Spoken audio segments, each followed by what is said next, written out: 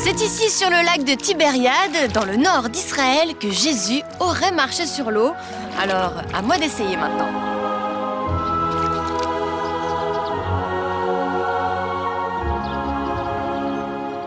Ce lieu est miraculeux, c'est incroyable. Enfin, presque. Mais il faut pas rêver quand même. Allez.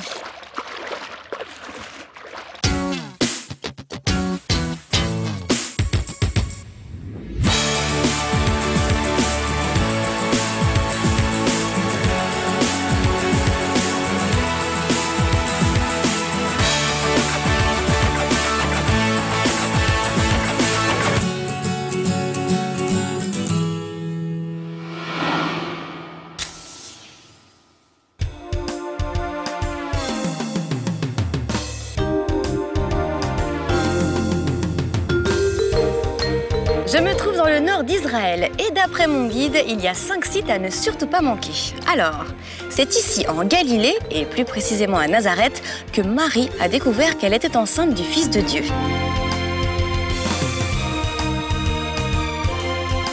La région est dotée de sources d'eau chaude naturelles. Ici, on trouve aussi des jardins somptueux qui ont été inscrits sur la liste du patrimoine mondial de l'UNESCO. Tiens, je me demande s'ils sont aussi beaux que ceux des jardins des Tuileries ou du Luxembourg. Alors... La région attire de nombreux célibataires qui espèrent trouver le grand amour. Selon la légende, il suffit de visiter le tombeau d'un sage, de prier et d'allumer une bougie pour trouver le grand amour. Vous êtes sûr que je vais essayer? Ah, dernière chose et non des moindres, Napoléon Bonaparte a tenté de conquérir la région en 1799 et de forcer les murailles de Saint-Jean d'Acre pendant 2 mois. Waouh!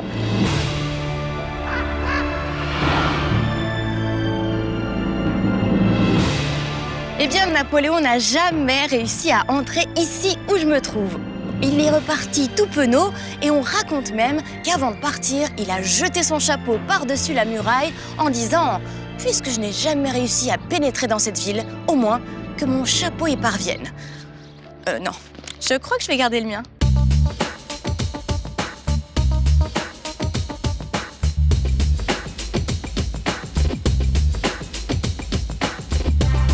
Nadine!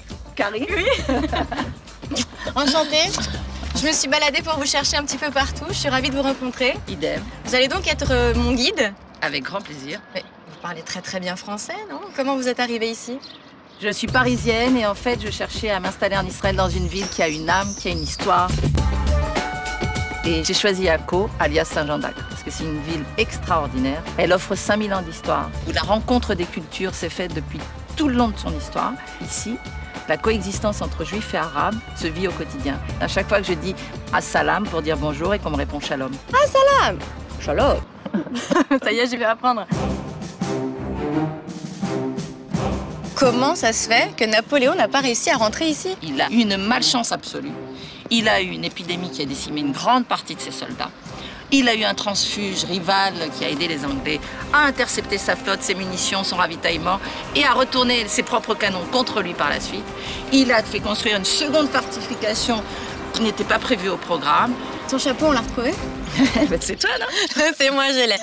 Bon, dites-moi tout, j'ai hâte de savoir où on va, donc par quoi on commence? On est obligé de commencer par la salle des Chevaliers, par la ville croisée, celle qui a donné son titre de patrimoine mondial de l'UNESCO à Akko, alias Saint-Jean d'Acre. Allez, zou, c'est par là? On y va. On y va.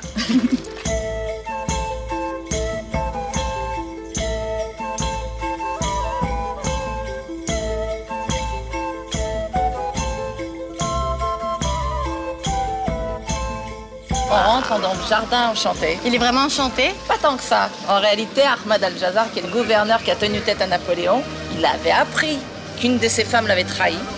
Et alors, comme il n'arrivait pas à déterminer laquelle l'avait trahi, il les a alignés les 50 une par une. Et il a décidé de toutes leur couper la tête. C'est vrai, je m'en vais alors. Waouh! C'est magnifique.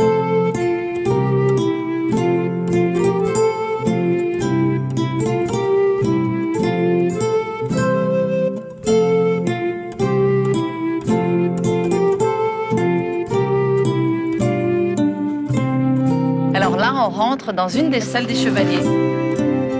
Ici, il s'agit des chevaliers de l'ordre des Hospitaliers. C'est qu'en fait, qu'est-ce qu'ils sont venus faire ici? Ils sont venus libérer le Saint-Sépulcre qui avait été brûlé par un musulman mal inspiré. Ils vivaient ici? Ils vivaient ici, ils dormaient ici. Et puis surtout, leur nom, les Hospitaliers, comme ça l'indique, ils étaient là pour soigner les pèlerins qui avaient passé un long périple, qui arrivaient parfois estropiés, malades, avec des épidémies. Et leur vocation première, c'était vraiment de les soigner. Et là, on découvre la cour centrale. Il faut imaginer les chevaux, huants, s'abreuvant ici le puits. Et puis ici en face, le fameux réfectoire. C'est impressionnant, énorme, imposant. Ouais, c'est monumental en fait, c'est du gothique flamboyant, c'est des piliers qui sont monumentaux et en fait ils sont si énormes parce qu'ils devaient supporter le palais du grand maître qui se trouvait juste au-dessus avec 4 étages. Ah oui, donc il fallait que ça résiste. Je peux vous dire que c'est du solide, hein. Mais combien de personnes mangeaient ici? Il ne faut pas oublier que ce sont des moines, donc qui mangent dans le recueillement. Ils ont des longues tables et en fait c'était leur lieu aussi de rencontre et de réunion. Alors après ce lieu incroyable, vous m'en avez réservé un autre. Mais après le manger, on va aller se rafraîchir au hammam forcément. Ah oui, ça va faire du bien. Hammam.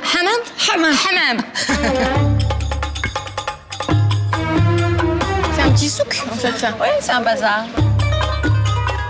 Là, en fait, c'est le théâtre. Ah oui? Ouais, le Mais théâtre. qui fonctionne encore? Ah oui, il y a le festival international du théâtre Fringe. Et là, la mosquée d'El Jazar. J'adore les mosquées, je trouve ça vraiment très beau. Et surtout, celle-là, elle a été pendant longtemps la plus grande et la plus importante mosquée du Moyen-Orient dans ce style. Ça me rappelle Istanbul.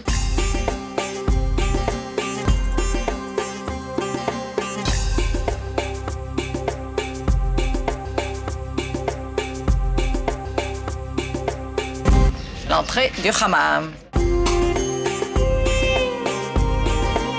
Waouh! C'est splendide, hein? C'est absolument sublime.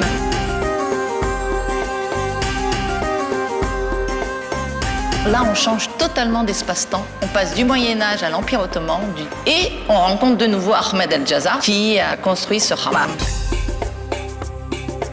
C'est immense et il chauffait tout ça. Parce qu'on rappelle le principe d'un hammam, c'est simple, hein, on chauffe la pièce, c'est de la vapeur d'eau chaude et puis ça purifie. Il ne faut pas oublier que les gens venaient ici, pas seulement pour se laver. En réalité, toute la vie sociale, culturelle, politique, économique se tramait ici. Toutes les grandes décisions d'État se faisaient en tenue légère. Avec une petite serviette autour des fesses. Exactement. Ah bah c'est mignon. Un petit secret à nous raconter? Ah, ça s'arrête dans les alcôves. Ah, mince, j'arrive pas à lui soutirer quelque chose. Je peux te dire où on va maintenant. Oui? Au caravansérail Khan El Oumdan. J'ai réussi à lui extirper. Allez, on y va.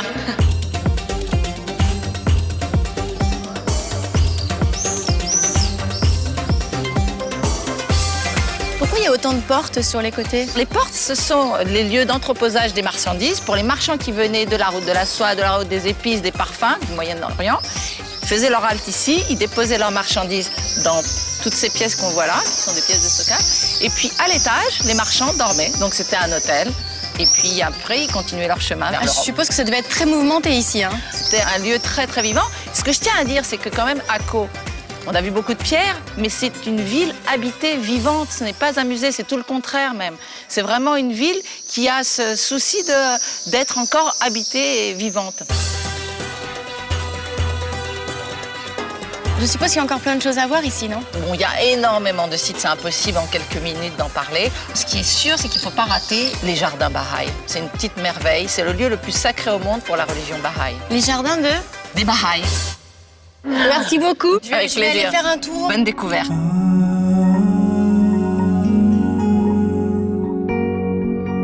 Les jardins Bahaï, classés au patrimoine mondial de l'UNESCO, offrent un paysage et une expérience touristique complètement différente de la vieille ville de Saint-Jean-d'Acre. Les jardins sont situés au nord de la ville et encerclent le domaine où vivait le prophète fondateur de la religion Bahaï, Baha'u'llah, et le sanctuaire dans lequel il est enterré. Les visiteurs adorent cet endroit et ils disent que plus ils vont au fond du jardin, plus ils se sentent en paix et plus ils ont le sentiment d'être dans un sanctuaire protégé. Mais c'est curieux parce que c'est un lieu fermé, sans mur. Il est simplement bordé d'arbres et de fleurs. Le jardin est symétrique, ce qui est rassurant et a des éléments naturels qui lui donnent un supplément d'âme.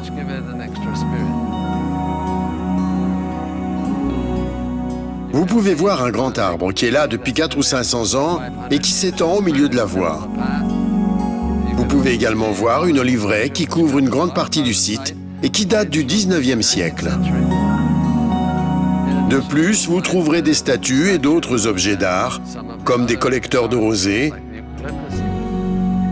Tout ceci ajoute au drame l'esprit et l'aspect visuel du sol.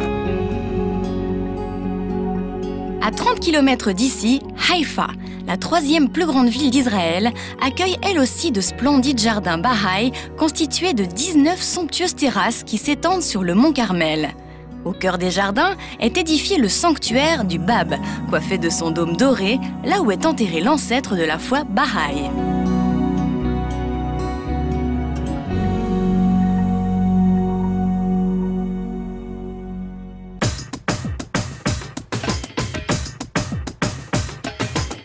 Il faut que je vous avoue quelque chose. Lorsque je me rends dans un pays, ce que j'adore, c'est venir dans les marchés, les souks plus particulièrement, car je trouve que c'est vraiment l'endroit où l'on peut ressentir la culture locale. Une petite balade ?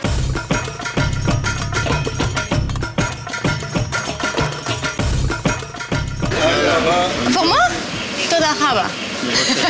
Ça veut dire merci. Shukran, en arabe, shukran. Shukran, merci. Oh, j'adore tout ce qui est comme ça. Alors là, il y en a pour tous les goûts, tous les chapeaux, tous les châles. Oh, vous me laissez le temps de choisir? Oui, hein? Hein? La classe, non? Ça, c'est pas pour moi, c'est pour les garçons.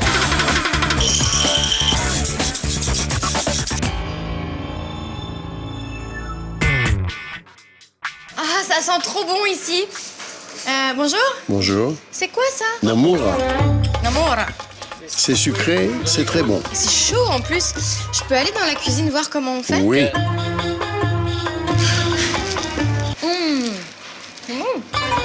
Bonjour.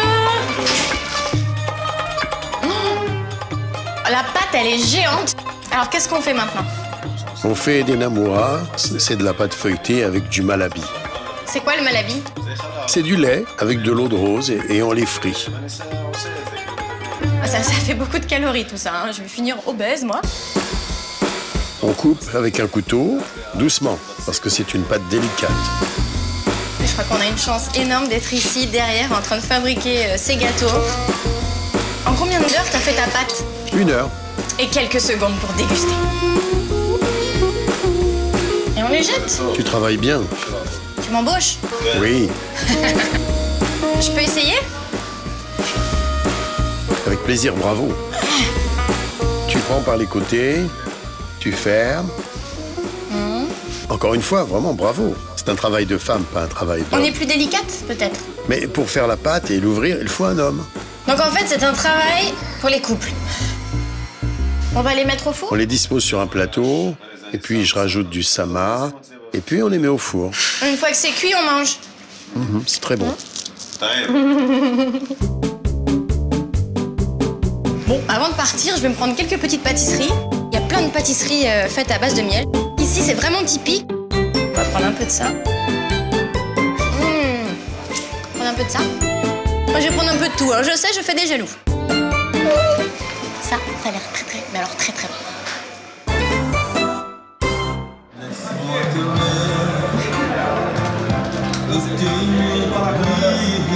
Ah, la musique française. Laisse-moi. It's a slow. Faire avec toi le plus long, le plus beau voyage. Et il est mignon lui, hein. Je sais pas si vous avez vu, hein. Il est très mignon. Laisse-moi t'aimer.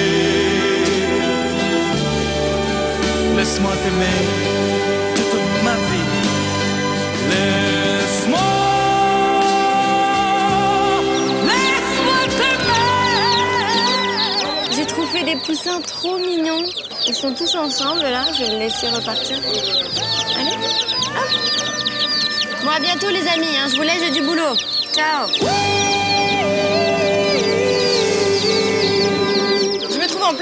souk et d'après mon guide, eh bien c'est ici que se trouve le meilleur endroit pour déguster le meilleur houmous d'Israël. Et normalement c'est dans le coin. Houmous Saïd, c'est là, regardez. À table.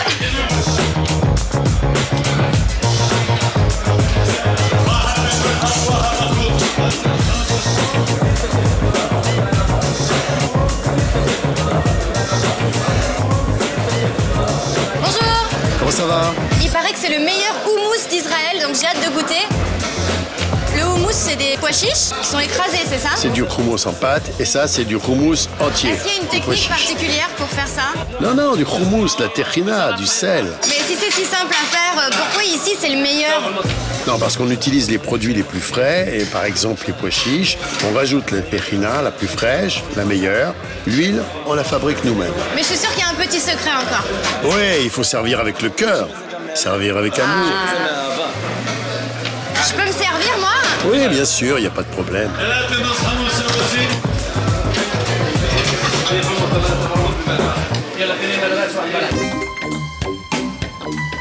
Ici, il paraît qu'ils font beaucoup de houmous, mais dès qu'il n'y en a plus, ils ferment. Donc je suis arrivée pile poil parce que tout le monde en veut. Une minute. Ça ne se sert pas seulement comme ça. Ça se présente avec les salaisons, les pitas, Merci beaucoup. l'eau. Allez, bon appétit. Donc je vais mélanger tout ça. C'est quoi ça? La pique. J'avais pas cette image du houmous.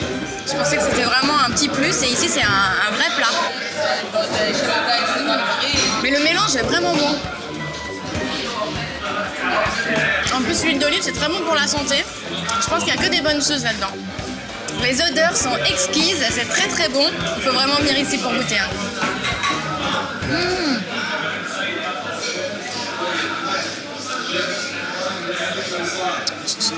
Allez, zou.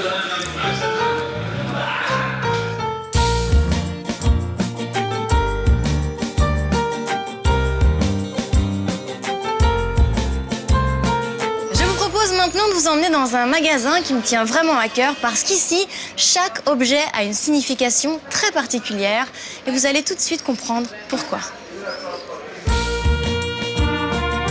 Aviv? Karen. Donc j'avais rendez-vous avec Aviv, bonjour, qui est une malentendante. Est-ce que tu peux me montrer des objets qui sont fabriqués ici? D'accord.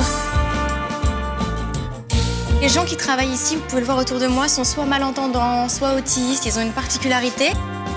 Et alors, ouais, voilà, c'est ce que je cherchais. If you can't see, feel it. Ça veut dire si vous pouvez pas le voir, toucher et tester. Et en fait, c'est du braille, ouais. Ce que je trouve vraiment très, très intelligent.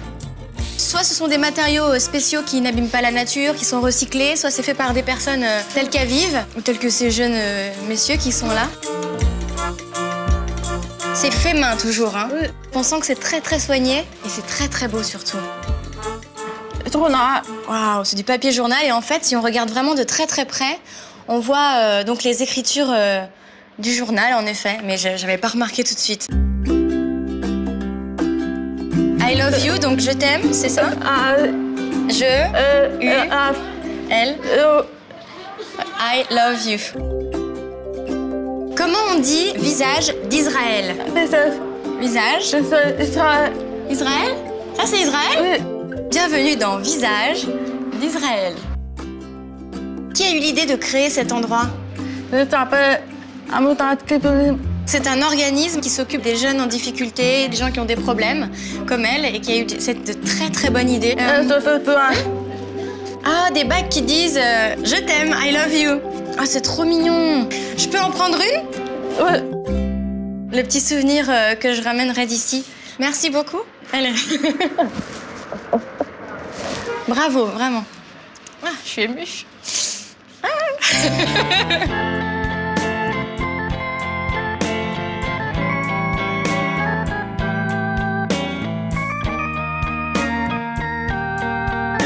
H comme hébergement. Alors s'il y a bien un hôtel à ne pas manquer à Saint-Jean-d'Acre, c'est l'hôtel boutique Effendi. Le propriétaire, Uriburi, un sacré personnage, a eu l'idée d'ouvrir cet hôtel. Bien que la maison ait été totalement délabrée quand je suis arrivé ici, j'ai été extrêmement impressionné par son énergie, son exposition au vent et à la lumière, et par le reste des peintures. Je me suis dit, je dois restaurer cette maison. Ce n'est pas moi qui ai choisi la maison, c'est la maison qui m'a choisi. J'ai commencé à la rénover et je me suis investi 8 ans et demi afin de mettre en valeur toutes ses qualités. Aujourd'hui, c'est le plus haut niveau de restauration jamais atteint en Israël.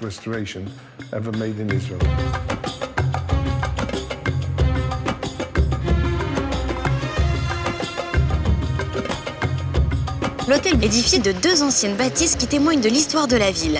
Ces édifices servaient de palais aux pachas ottomans et sont construits sur des ruines byzantiques datant du VIe siècle, des caves croisées datant du XIIe siècle.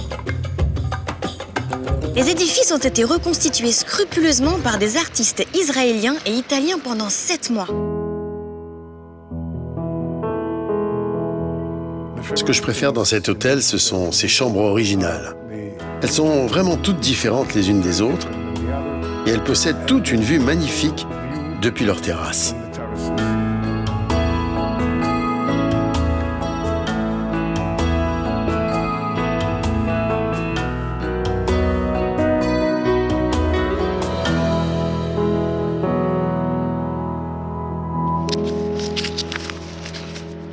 P comme porc et poisson, j'adore ça.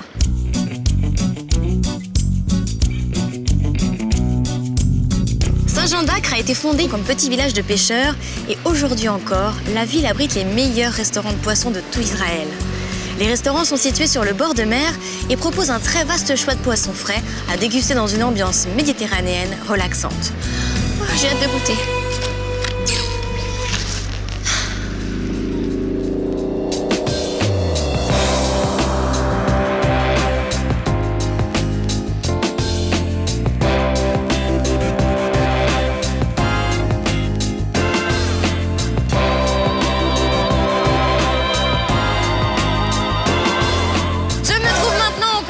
Ville de Nazareth et comme vous pouvez le constater, c'est un lieu qui est plutôt mouvementé. C'est très riche culturellement ici et la religion prend une place extrêmement importante.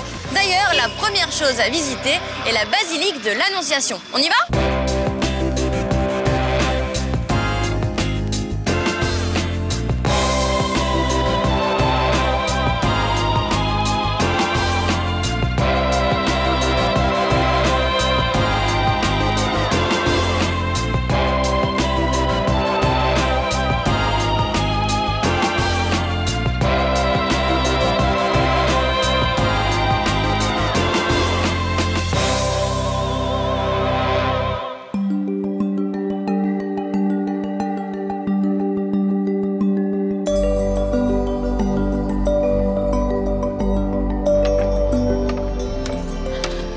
Noam. Hey. Oui, j'ai trouvé. Enfin, je t'ai attendu. Bon, alors pourquoi m'avoir fait monter 5 étages comme ça? Nous sommes sur le toit du Centre international Marie de Nazareth, puisqu'on a une vue extraordinaire sur la plus grande basilique en Israël. J'achète, ok. Alright. J'ai bien fait de monter. Et la différence entre basilique et église, c'est quoi? Alors la basilique commémore un événement. Une église peut être un lieu de rassemblement religieux. Cette basilique est absolument incroyable. Donc elle est au centre de la ville, c'est la plus grande? C'est la plus grande en Israël. Ouais. Elle a été construite au-dessus de la grotte où, d'après la tradition catholique, l'ange Gabriel a annoncé à Marie qu'elle va enceinte de Jésus.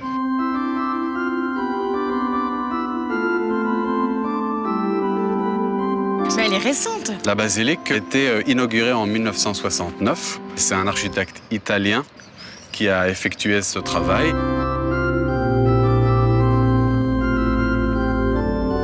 C'est immense. Il y a combien de C'est mètres une carrés? basilique qui est basée sur 2 niveaux. Tout d'abord la crypte, l'endroit où les saints qui travaillaient dans l'église ont été enterrés. La crypte a été construite autour de la grotte de l'Annonciation. Et l'église, une église qui reçoit chaque semaine toute la communauté chrétienne de Nazareth et les centaines de milliers de pèlerins chrétiens qui arrivent chaque année en Israël. Combien de personnes on peut mettre dedans? Quelques bonnes centaines. Donc pour prier, c'est au-dessus? Les gens peuvent prier et s'approcher, commémorer de façon très calme et tranquille près de la grotte, mais pour des messes et des grandes prières, ça serait dans l'église.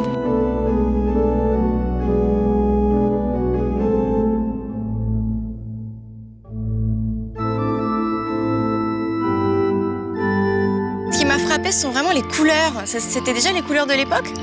La majorité des vitraux sont du XXe siècle. Chaque représentation de la Vierge était donnée par différentes nations. Vous avez dû voir peut-être la Vierge japonaise, ou la canadienne, ou l'hindoue. Mais tu aurais pu voir des mosaïques qui étaient construites autour de l'autel, près de la grotte. Ce sont des mosaïques de la période byzantine.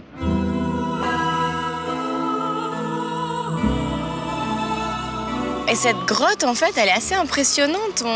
On ressent quelque chose. Pourquoi? Tout à fait. Je pense que Nazareth, on sent l'histoire. On peut voir, on peut arriver avec le Nouveau Testament et faire le lien entre le mot, le lieu et le sentiment.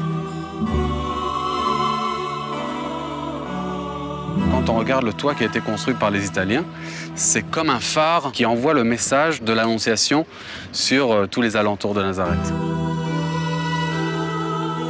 C'est vraiment un lieu saint. Qu'est-ce qu'on peut trouver encore ici? Nous avons les orthodoxes qui ont leur église de l'Annonciation. On peut avoir aussi l'église synagogaque, l'endroit où Jésus a prêché devant la communauté juive de Nazareth. Nous avons le souk de Nazareth et bien sûr les hôtels, les magasins, les restaurants de la ville de Nazareth. Bon bah je vais aller faire un petit tour. Mais juste une dernière question. Oui. T'es français? Je suis israélien. Tu parles très bien français. Merci. Bon, on ne saura jamais d'où il vient. Il veut pas nous le dire. Il vient du ciel.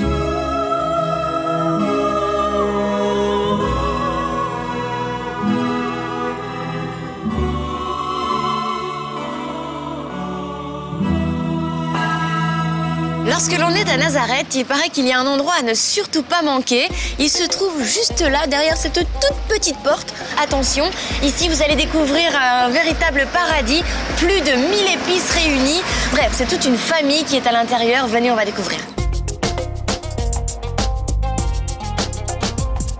Waouh! Bonjour! Bonjour. Ah, vous parlez français? Je parle français. Ah, enchantée! Karine. Pierrine. Pierrine, oh, c'est trop joli. Alors, ici, c'est familial, c'est ça? Familial, oui, oui. Depuis oui. combien de générations? Depuis 100 ans. Mes enfants, mon mari et le père. Bon, alors il y a tellement d'épices. Et vous les fabriquez ici? Oui, oui. Vous arrivez à toutes les reconnaître? À peu près. À peu près. Est-ce qu'il y a des produits spécifiques de la région? Le za'atar. C'est ça? C'est ça. Ça sent bon. Ils sont bons, très bons. Ça sent très très très bon. Donc ça, c'est typique. Oui. Ah, vous pouvez manger. C'est vraiment dommage que vous n'ayez pas les odeurs à la maison. Goûtez. Je goûte? Oui, oui, oui. Vous pouvez. Ah, on m'amène du pain et tout. Avec du pain. Merci beaucoup, monsieur. Ça, c'est du pain. C'est du pain. Il est plus grand que moi. Mettez un peu de l'huile. Ouais. Après le za'atar. Et za'atar. Et après manger. Très bon. Chaque matin, vous pouvez mettre de l'huile et de za'atar et dans le four. Ça fait du bien pour le corps? Très bien pour l'estomac. Pour tout? Ah bah je vais vous en prendre après. Hein. Est-ce qu'il y a beaucoup d'épices qui sont médicinales? Oui, le camomille. Ah, c'est ça? C'est pour la santé, si vous avez la grippe. J'ai la grippe. Vous pouvez bouillir un peu de l'eau et mettez un peu. Ça fait très bien. Camomille, j'en avais vu que dans des sachets dans ma vie. Santé. Oh là là! Eh, vous voulez goûter? Non, c'est pas pour eux. Non. Il faut venir ici.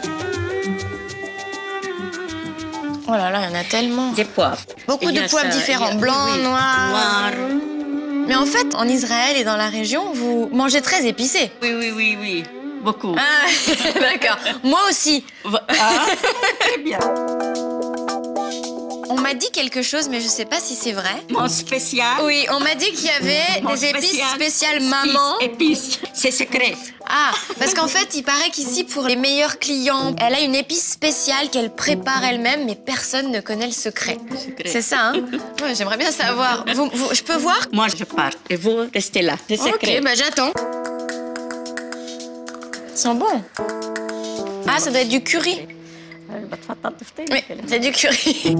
Ça, c'est mon spécial. Et on peut manger avec quoi? C'est pour les poissons, pour les poulets, pour tout. C'est les épices qui vont bien pour tout. Oui, pour tout.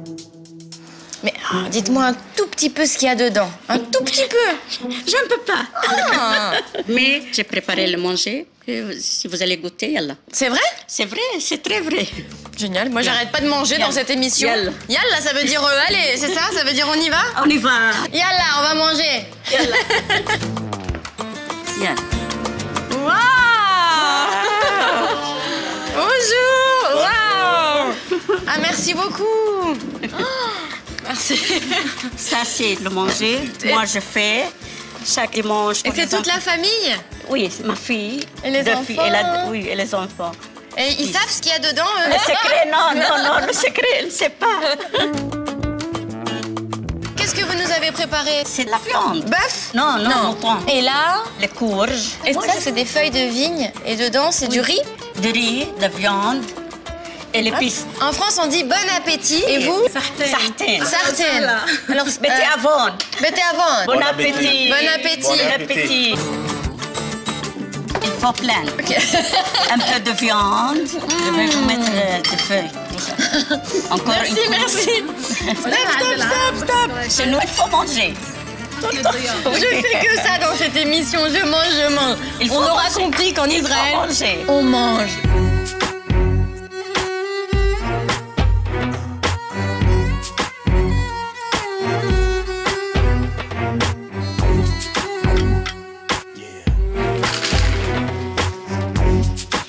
Alors là, je sens une odeur très forte. Je crois que ça vient de là. Ah oui, ça... Venez. Bonjour. D'accord. Ah, ça sent fort le café ici, hein? Bienvenue. Ah, c'est direct? Ok. Merci. Je peux aller voir comment on fait? Bienvenue, comment allez-vous?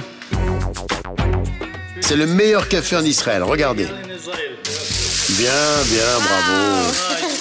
Je peux? Oui. Bien. Oui. C'est fort. Ouais, c'est formidable. Allez, Ah, de bons toasts, appréciez. C'est bon. Oui, des super toasts. Oui.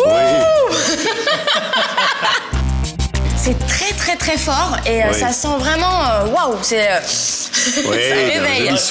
joli sourire. C'est connu ici.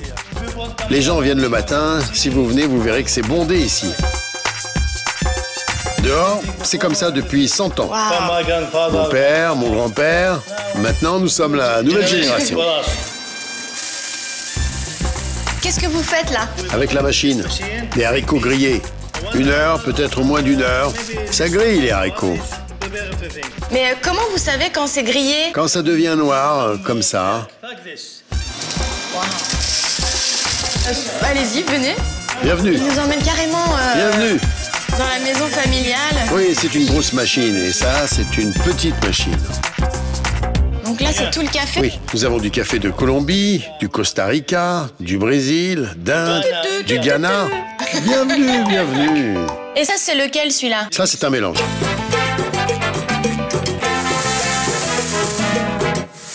Je peux en prendre? Pourquoi pas? Yes. Aidez-moi. Ok, pas de problème. Ah, il est trop gentil. Allez. Merci beaucoup. Et là, Merci, je repars merci. pleine d'énergie pour la suite de l'émission. On y va. Au revoir.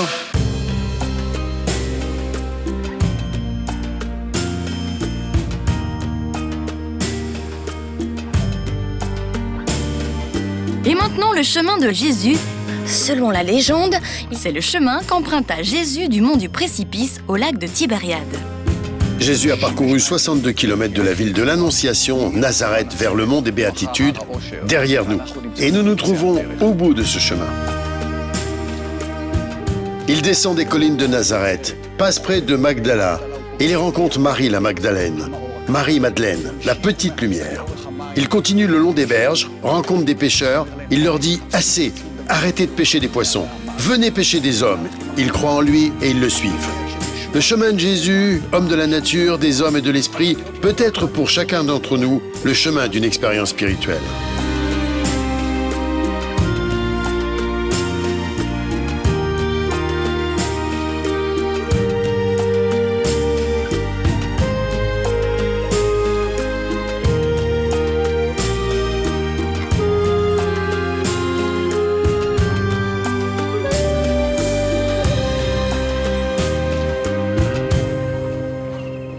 Après l'ascension du mont des Béatitudes, On se retrouve là sur la rive où Jésus a vécu.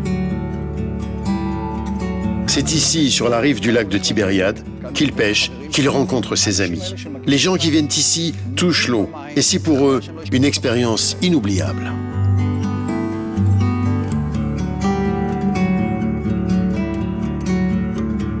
Nous voulions nous rendre sur le lieu où nous avons la conviction que notre Messie a vécu et réalisé ses miracles. Et il est venu mourir pour les péchés du monde. Être sur cette terre que Dieu a donnée au peuple juif, oui, tout à fait. Et sur lequel notre Messie a marché et vers laquelle il reviendra, oui, oui, c'est magnifique. Oui.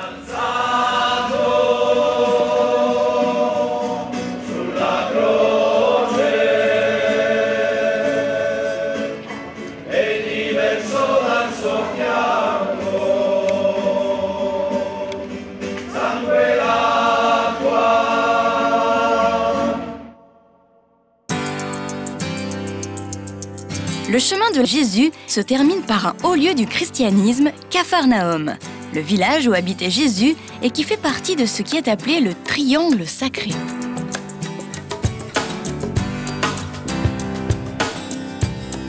Capharnaüm, la ville de Jésus. Entre...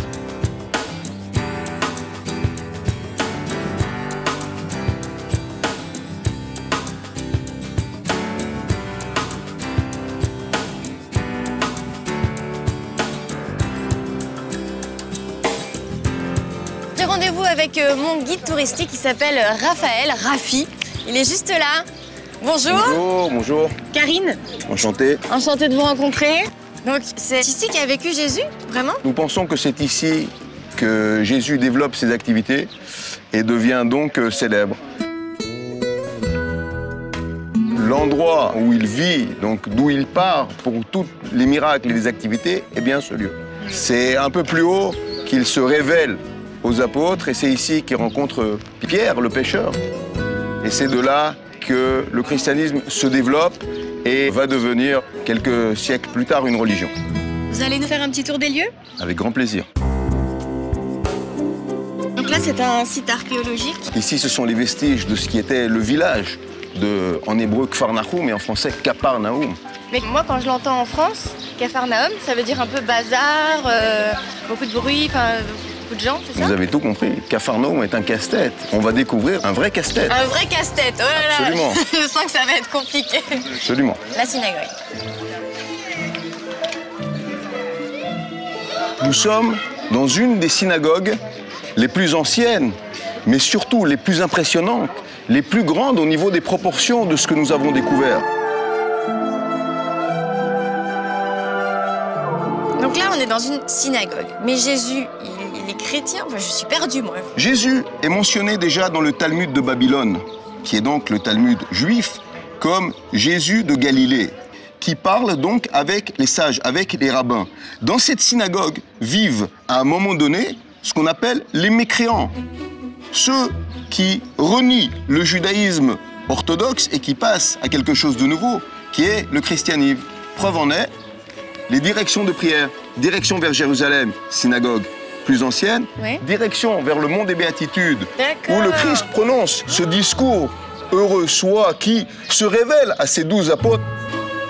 C'est la seule synagogue où nous trouvons des piliers qui font un blocage vers le mur donc qui est en direction du mont des Béatitudes. Donc on est perdu là. Alors effectivement, c'est un Capharnaüm, puisque c'est un casse-tête. Alors il faut que je me tienne comme ça, moi je sais pas où elle est. Non, vous pouvez vous tenir. Ou comme ça, si nous sommes en moins 200, ou alors 300 ans plus tard, nous sommes déjà ici. C'est bien beau, mais qui vous a raconté tout ça? C'est pas Jésus qui est venu vous voir, il vous a raconté tout ça? L'histoire et l'archéologie ne sont pas la physique et les mathématiques. Ce ne sont jamais une science exacte. Une des preuves qui peut toujours être réfutée, ce sont bien sûr les écrits. Nous avons Flavius Joseph, qui est donc cet historien qui a été pris en captivité par les Romains, qui est d'origine juive, qui s'appelle Joseph, fils de Mattathia, qui relate de cette période-là. Et évidemment, les archéologues... Oui, les ruines que l'on a vues aussi. Absolument. Dans les vestiges du village, nous avons même une pierre qui est fort intéressante, avec la menorah, le chandelier à 7 branches. Nous avons l'appel qu'on appelle en hébreu le martha, où on amenait l'encens. Et nous avons également le chauffard, donc la corne de bélier que nous sonnons le premier du jour de l'an. Donc des preuves qui sont bien juifs. Et à ce moment-là, la synagogue est bien vivante. Mon guide parle du triangle sacré. C'est quoi exactement? Ce sont les 3 endroits saints pour la chrétienté. Le mont des Béatitudes, qui est un peu plus haut, nous en avons parlé, Capharnaüm et Tabga. D'accord, tout simplement. Tout simplement. Merci beaucoup de Merci m'avoir fait découvrir tout ça. Merci pour tout, je vous Au embrasse. revoir.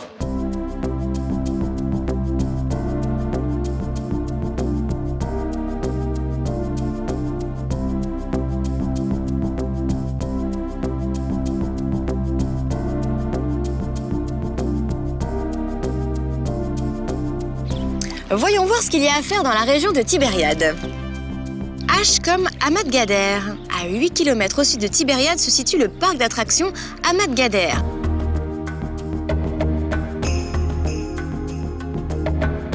Hamad Gader est un don que Dieu a offert il y a des millions d'années, lorsqu'il a provoqué le grand tremblement de terre entre la Syrie et l'Afrique. Maintenant, nous avons des réserves infinies d'eau minérale. Le parc vous offre une relaxation pour le corps et l'esprit, comprenant des bains chauds et des soins spa. Nous avons différents types de piscines. La principale se trouve là où l'eau provient en réalité de la terre. Elle est à 48 degrés. Si l'eau est trop chaude pour les gens, ils vont à cette piscine derrière moi. La température de l'eau se situe entre 36 et 37 degrés.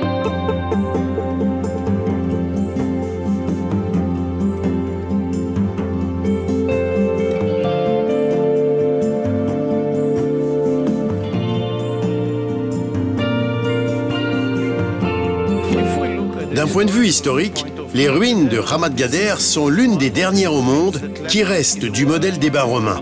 Il y en a une dans la ville de Bath, en Angleterre, et une autre sur le site archéologique qui se trouve ici.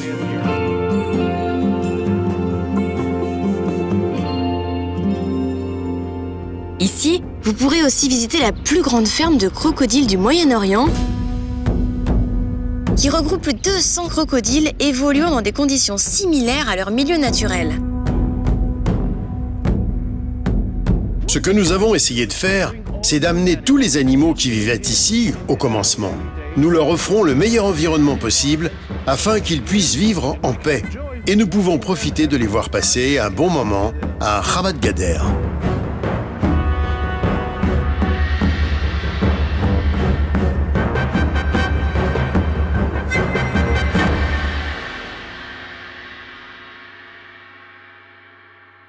D. D comme Degania, Kibbutz Degania.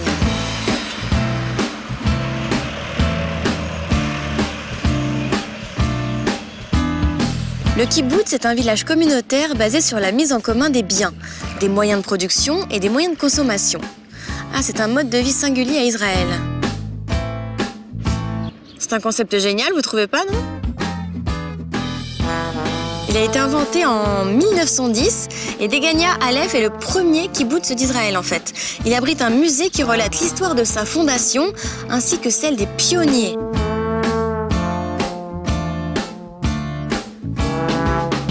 À proximité se situe le kibbutz Degania Bet qui abrite la très surprenante chocolaterie Galita Chocolate. Les professions de chocolat, j'ai appris en Belgique, mais quand je suis venue ici en Israël, et je l'ai changé un petit peu. Et j'ai créé des chocolats israéliens du lac de Tibériade avec tous les goûts qu'on peut trouver ici sur le lac. J'ai ajouté des goûts comme les dattes et les bananes. Je pense que les gens peuvent trouver ici des goûts très uniques du chocolat. D comme date. Voilà un bon tuyau pour les amoureux de la date ou tout simplement pour ceux qui veulent ramener un joli souvenir de la région. J'ai 74 ans et je travaille encore sur les plantations des dattes. Je grimpe tous les jours aux arbres avec cet engin et j'organise dans les branches des arbres la collecte tout là-haut.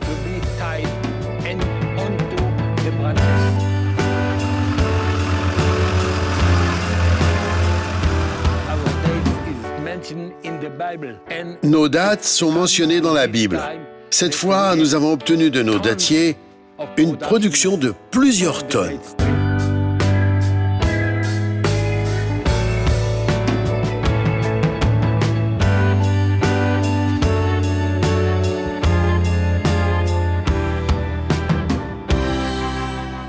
Décidément, cette région n'aura pas fini de me surprendre.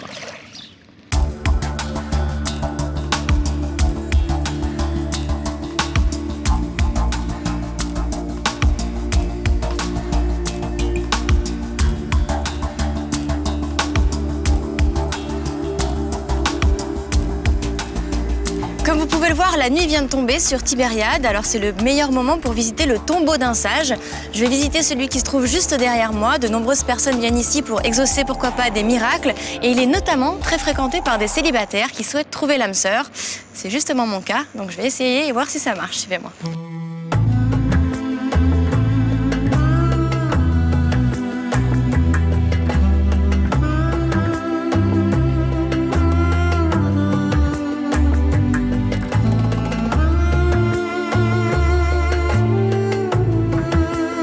Bonsoir. Bonsoir. Vous pouvez m'expliquer ce que vous faites ici? Chaque mois, on vient ici, au tombeau de Rabbi Meir, on fait un banquet, on se rencontre, on embrasse le tombeau, on prie, on allume des bougies et on présente notre requête. En fait, on pourrait prier partout. Alors pourquoi prier ici précisément? Parce que Rabbi Meir Balanès, le miraculeux, a fait des miracles. Alors un miracle se produit pour tous ceux qui le prient. Depuis que le rabbin est mort et enterré ici, tout le monde croit qu'il est capable de donner autre chose. Il faut faire la fête, il faut manger ensemble, il faut partager. Le premier du mois, chaque mois, on vient le remercier, prier devant lui.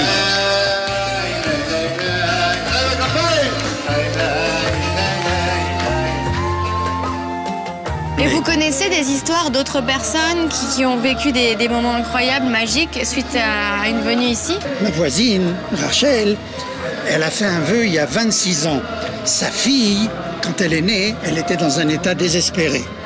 Elle a dit, si j'arrive à l'élever une fois par mois, le premier du mois du hébreu, elle viendra ici pour remercier Dieu. C'est ça, de lui avoir donné la chance. La chance de survivre. C'est beau, elle est très belle votre histoire. Alors moi, on m'avait parlé de ce lieu pour les célibataires, pour trouver un homme, mais ça vaut pour la santé, pour ça vaut pour la santé, ça vaut pour trouver un mariage. Je peux faire un vœu, moi aussi, alors? Absolument. Elle veut un bon mariage, qu'elle prie le saint et qu'elle allume la bougie. Vous me la donnez? Oui. Exactement. Allumez la bougie, pensez-y fort, fort, fort, et ça marchera. D'accord.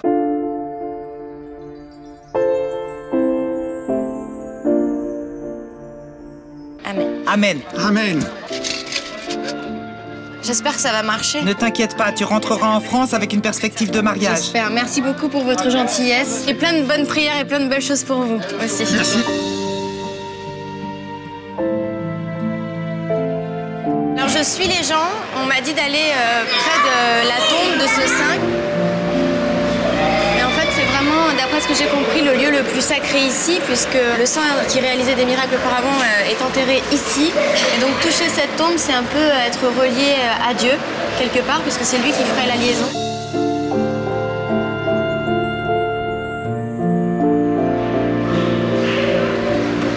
Et normalement, ça donne un petit peu de sainteté en soi. J'espère que ça va marcher.